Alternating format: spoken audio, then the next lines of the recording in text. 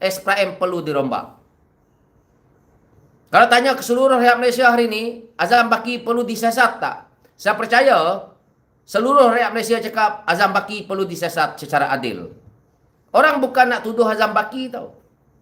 Orang nak tengok pelaksanaan oleh kerajaan pimpinan Anwar Ibrahim ini buat kerja ke tidak.